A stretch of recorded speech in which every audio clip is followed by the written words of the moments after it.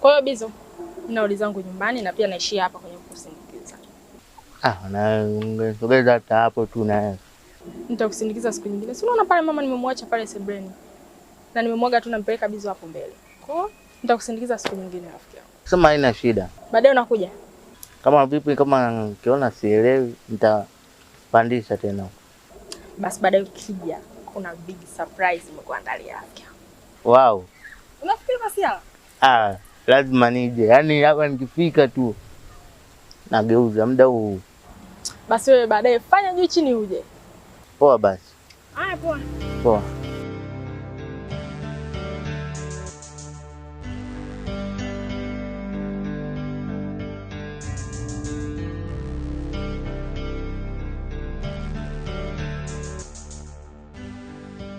Mimi hapa Songea. Ukifika Songea pale nenda Hanga Monasteri. Ukiulizia tu uko wake na nikata uko.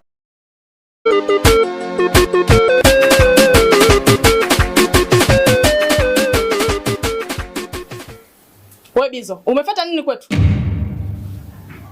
Na kuuliza wewe umefuata nini nyumbani kwetu? Wewe si nilishakwambia mara kadhaa kaongea na kile kimada chako huko nyumbani kwenu. Aache kunifuatilia. Si ilikuwa simple tu kumwambia bwana mamtu mimi hapa yule pale rafiki yangu tu. Wala sina mahusiano naye.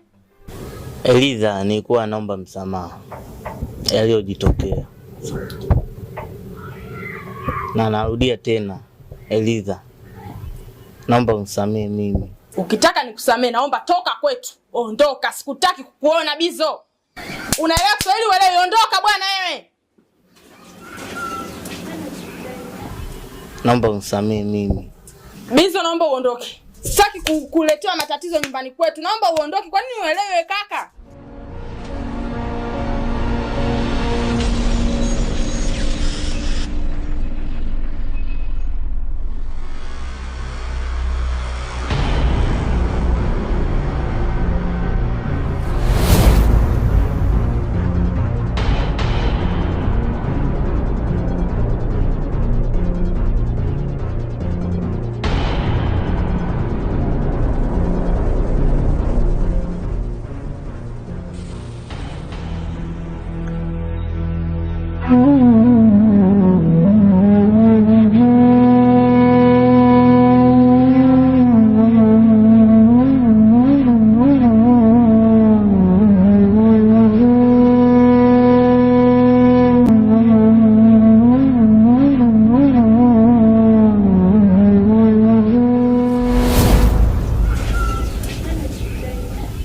Naomba unisamehe mimi.